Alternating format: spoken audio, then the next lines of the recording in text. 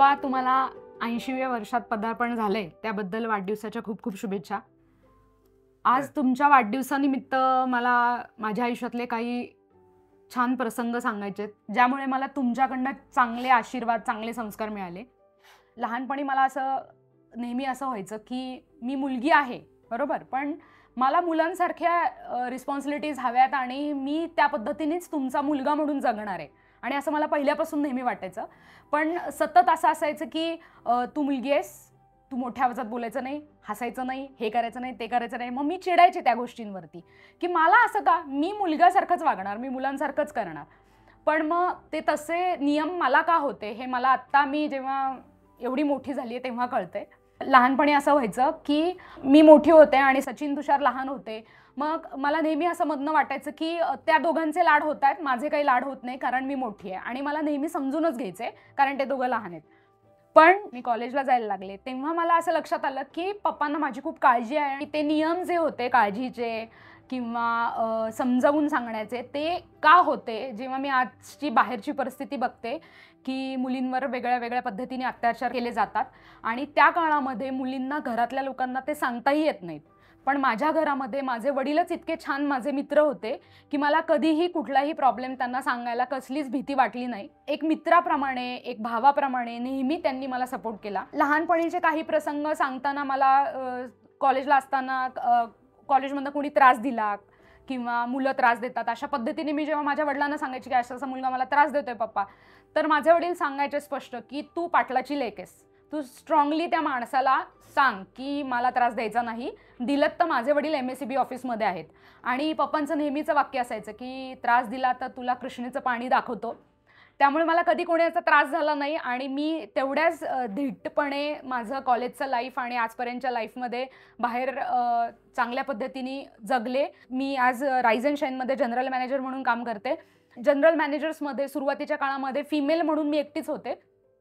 पण तिथेही कधी मला भीती वाटली नाही की किंवा कुठलाही निर्णय घेताना मी घाबरले नाही, कारण तुमची साथ मला त्या त्या प्रत्येक प्रसंगांमध्ये होती. पण मागे सतत होतं की मी एक बायको आहे, मी एक आई आहे, मी एक लेक आहे, मी एक सून आहे. मग ह्या रिस्पॉन्सिबिलिटीज पण मला हँडल करायच्या आहेत. पण त्या रिस्पॉन्सिबिलिटीजमध्ये पण नेहमी नेहमी तुम्ही माझ्याबरोबर होतात. मला जेव्हा हार्दिक झाला होता तेव्हा तो 3 महिन्यांचा होता तेव्हा मी कामाला जायला सुरुवात केली. आणि आई तर होतीच, म्हणजे मी आई आहे, माझ्या आईने मला मदत केली 100%.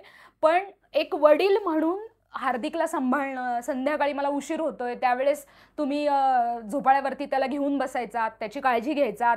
त्याला असं कधी वाटायचं नाही की आपली आई नाही आहे ऑफिसमध्ये, ती त्याला पाढे शिकवणं, त्याला ABCD शिकवणं, इथपासून ते कधी कधी वेळ पडली तर तुम्ही त्याला दूधही पाजलेलं आहे की ही उशीर आली आहे, चला बाटली घेऊन दे मंगल, मी तिला दूध पाजतो.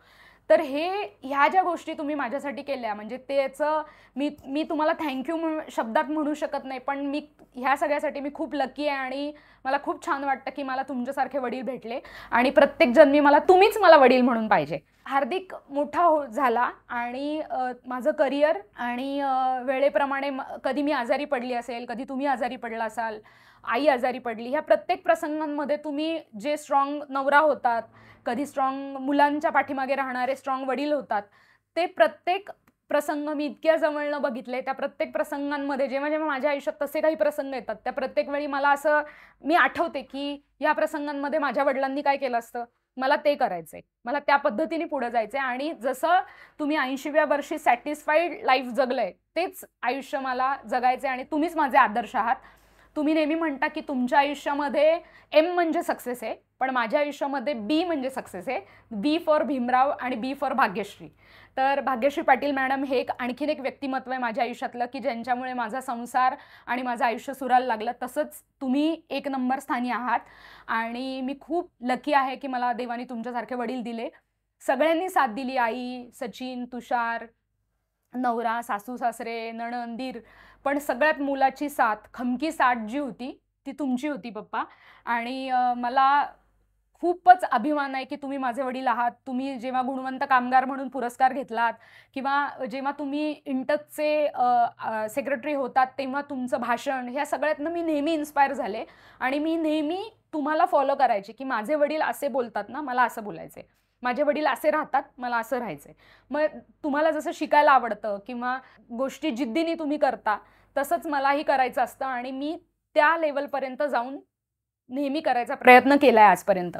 कोरोनाच्या काळातला एक प्रसंग सांगते मी, की कोरोनामध्ये फार धगधगतं वातावरण होतं. मलाही कोरोना झाला होता. दवाखान्यात गेले होते आणि दवाखान्यातनं नोकरी, घरातली परिस्थिती, घरात कोणाला काही होतंय का नाही, ह्या सगळ्या डिफिकल्टीजमध्ये मी होते. त्या दरम्यान मी त्यांना सांगितलं पण नाही ते घाबरतील म्हणून.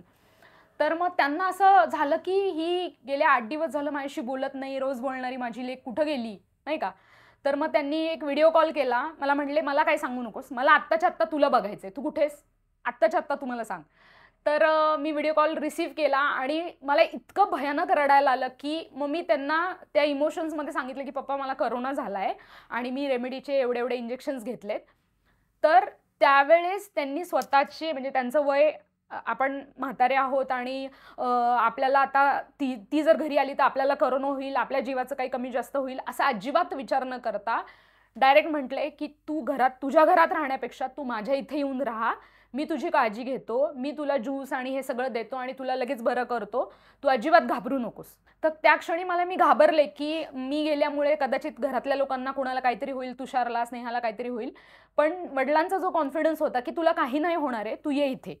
तर त्या काळामध्ये म्हणजे मी त्यांची काळजी घ्यायला पाहिजे होती. तर सिच्युएशन उलटी होती, की माझे वडील रोज मला संत्र्याचा ज्यूस करून देत आहेत, व्हिटॅमिन सी वाढलं पाहिजे, तुझी तब्येत छान राहिली पाहिजे म्हणून माझे वडील मला ज्यूस करून देतात, अशी सिच्युएशन होती. तर ते मी विसरू नाही शकत. त्यावेळेस पण माझा पुन्हा एकदा नवीन जन्म झाला असं म्हणायला काही हरकत नाहीये. आणि करिअरच्या गोष्टी तर आहेतच. मी जेव्हा राईज अँड शाईनमध्ये नवीन-नवीन कामाला लागले होते, कंपनीमध्ये सगळे जेंट्सच होते, मोस्टली फिमेल्स कमी होत्या त्या काळात. भाग्यश्री पाटील मॅडम तर नेहमी मला सपोर्ट करायच्या. त्यांचे आशीर्वाद तर माझ्या पाठीशी आहेतच. पण ऑफिसमधले छोटे-छोटे प्रसंगांनी मी पॅनिक व्हायचे आणि घरी येऊन रडायचे, की मला तो हा असाच म्हटला, मला तो तसाच म्हटला. मग पूर्ण दिवसात काय झालं ह्याची स्टोरी त्यांनी ऐकलीच पाहिजे कंपल्सरी. त्यांनी नाही ऐकले तर मला असं वाटायचं त्यांचं माझ्यावर प्रेम नाही, ते माझ्याकडे लक्ष देत नाहीत. पण मग त्यांनी मला शिकवलं, की ऑफिसमधल्या गोष्टी ह्या ऑफिसमध्ये ठेवायच्या असतात. घरच्या गोष्टी या घरी ठेवायच्या असतात आणि हे जे आहे कॉम्बिनेशन संसार आणि घर, हे जसं मी सांभाळत होतो, तसं तुला सांभाळायचंय आणि तशा पद्धतीने तू तुझं माइंड सेट कर. मग मी माझ्या त्या गोष्टी तशा पद्धतीने सेट करायला सुरुवात केली. कोरोनाच्या नंतर हार्दिक यूएसला निघाला होता. तेव्हा ते म्हटले, "आत्ता तू त्याला 12वीला तिकडे पाठवतीयेस, पण तू त्याला आपलं भारत आणि आपलं घर, आपली फॅमिली ह्याच्यावर काय रिस्पॉन्सिबिलिटी आहे हे शिकव. जरी तो तिकडे गेला तरी त्याला हे झालं पाहिजे, की मी माझ्या भारतातून आलेलो आहे आणि माझ्या भारताचे संस्कार माझ्यावरती आहेत." आणि जेव्हा-जेव्हा हार्दिक इथे येतो, तेव्हा-तेव्हा ते त्याला सारखं सांगत असतात, की "तू जरी यूएसवरनं आला असलास, तरी तू इथला माझा ढाण्या वाघ आहेस." कारण ते लहानपणी त्याला म्हणायचे, की "तू ढाण्या वाघ आहेस." तर तू तो ढाण्या वाघ आहेस आणि तू तसंच राहायचंस. हे आजही म्हणजे जेव्हा-जेव्हा तो भेटतो, तेव्हा-तेव्हा पप्पा तुमचे जे त्याला गाईडलाईन असती, ती तेवढीच चांगल्या पद्धतीची असते आणि मला ती खूप आवडते जेव्हा तुम्ही त्याच्याशी अशा पद्धतीने बोलता. कधी-कधी मी ऑफिसला जेव्हा तुषारबरोबर जात असते ना, तेव्हा मी एखादा प्रसंग पप्पांचा सांगायला सुरुवात केली, की तुषार मला म्हणतो, "ताई, तुझी स्टोरी जर चालू झाली, तर तू 3-4 दिवस पप्पांबद्दल बोलशील." तर असे माझ्या आयुष्यातले तुम्ही सगळ्यात लाडके आणि मेन हिरो आहात. तर पप्पा, आज वाढदिवसानिमित्त मला एक गाणं म्हणायचंय. वने माळ राने राई ठाई ठाई केले स्नेही, वने माळ राई राणी ठाई ठाई केले स्नेही, तुझ्या विना नव्हते कोणी आत अंतरात, आत अंतरात. एक वार पंखावरुनी फिरो तुझा हात, शेवटचे घरटे माझे तुझ्या अंगणात, तुझ्या अंगणात. शेवटचे घरटे माझे तुझ्या अंगणात, तुझ्या अंगणात. हॅपी बर्थडे पप्पा. थँक्यू. सर्वप्रथम पप्पा तुम्हाला वाढदिवसाच्या शिवमय भगव्या हार्दिक शुभेच्छा. आयुष्याचे 80 वर्ष तुमचे ज्या चढ उताराने गेले त्याबद्दल बोलायला शब्दच नाहीत. आणि अजून पुढं तुमचे 100 कधी होते ह्याची मी वाट बघतोय. रिअल लाईफमध्ये तुम्ही अजून पण 25 वर्षाचेच मला वाटतं, कारण तुमचं जे कामाचा स्पीड आहे तो कधी कधी मला असं वाटतं की अरे खूप कंटाळा आला आता काम करायचा, पण पप्पा ते काही काम करत असतात. म्हणजे आता जुना इन्सिडेंट्स एक सांगायचं झालं तर आता मला क्रिकेट खेळायला जायचं असायचं आणि माझे मित्र मला बोलवत असायचे आणि पप्पा काय करायचे, बेदाण्याचे बॉक्स पुढं ओतून ठेवायचे. म्हणायचे एक काम कर सचिन, हा एक बॉक्स पिशव्या भर आणि मग तू खेळायला जा.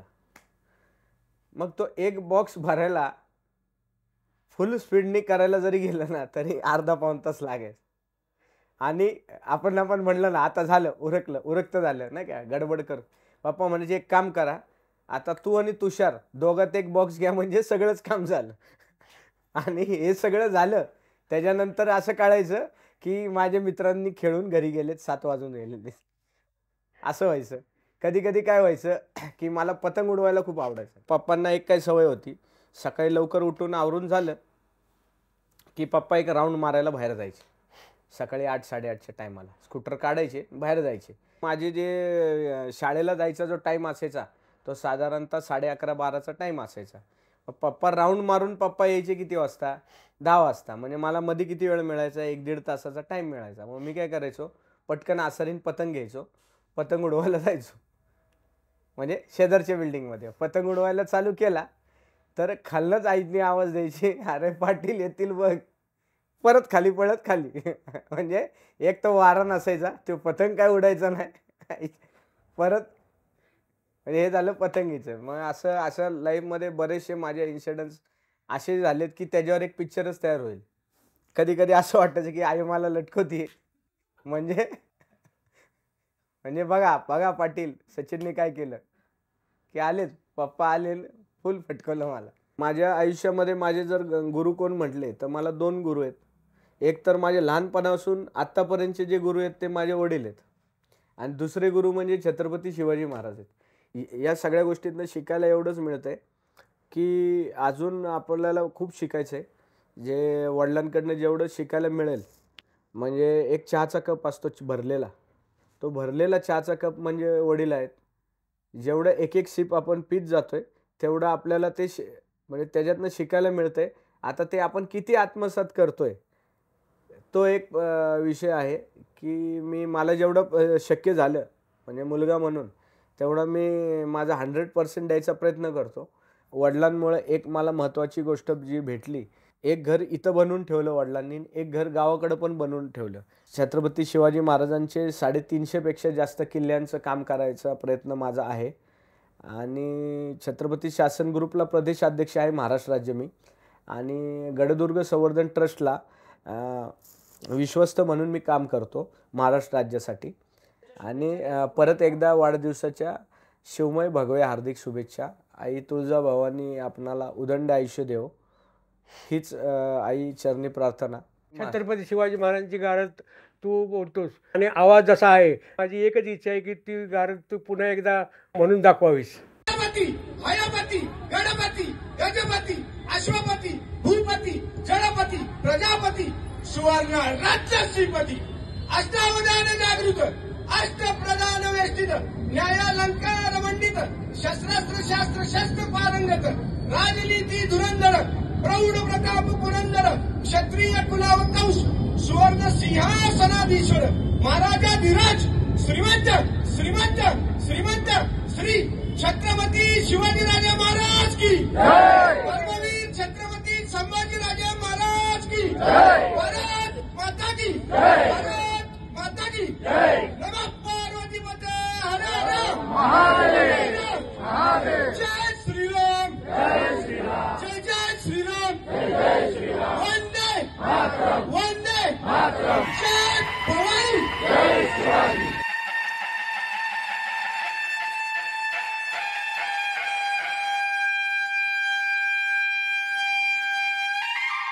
पप्पा तुम्हाला वाढदिवसाच्या खूप खूप हार्दिक शुभेच्छा.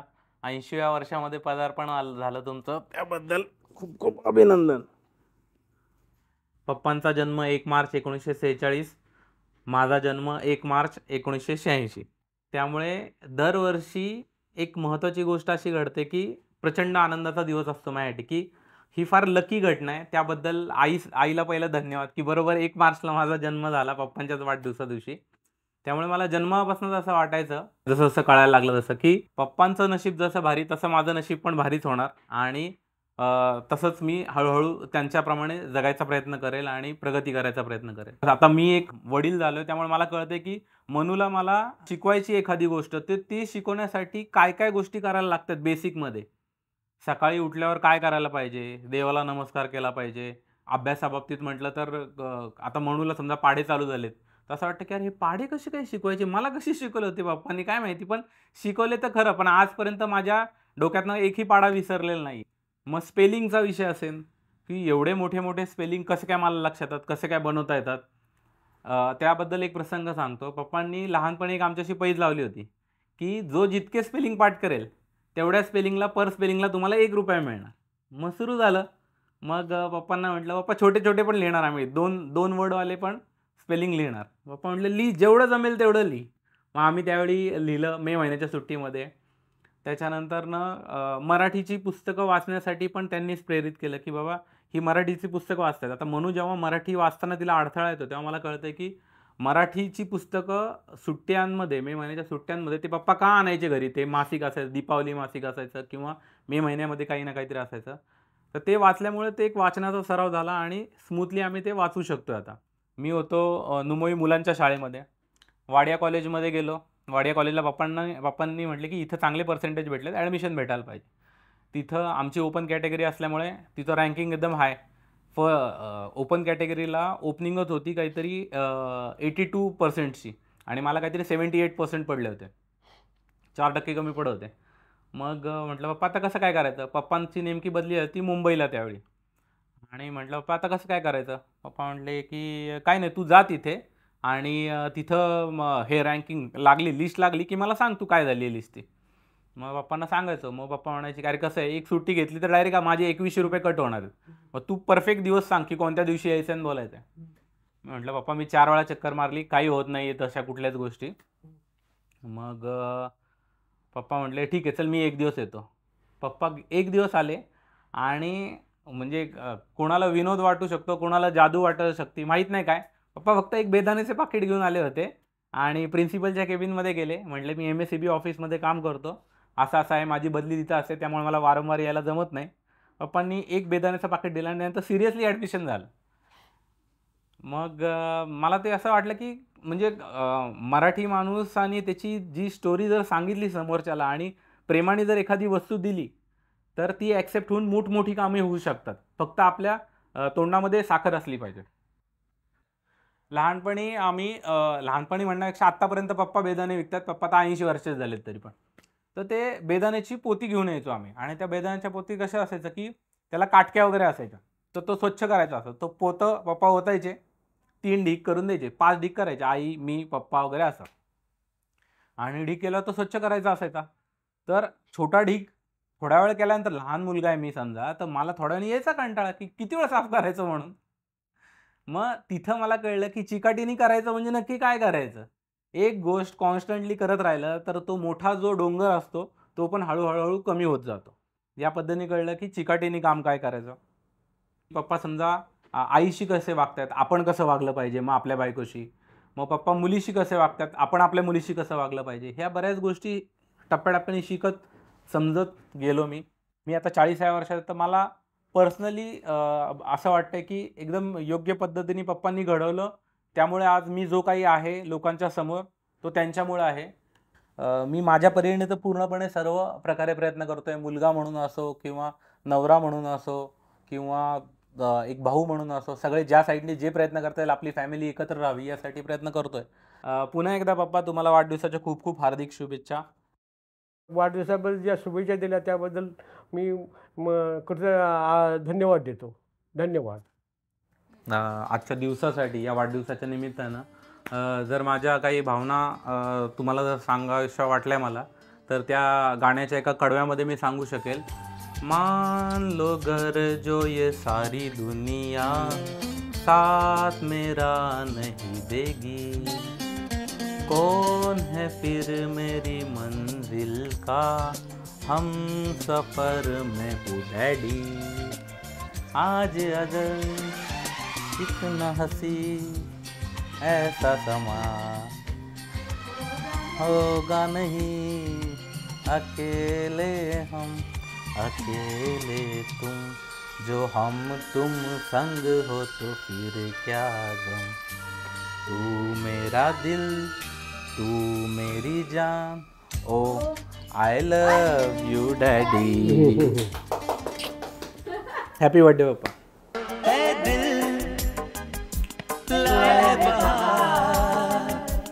अपनों का प्यार क्या कहना, मिले हम छलक उठा खुशी का खुमा, क्या कहना। हैप्पी बर्थडे पप्पा।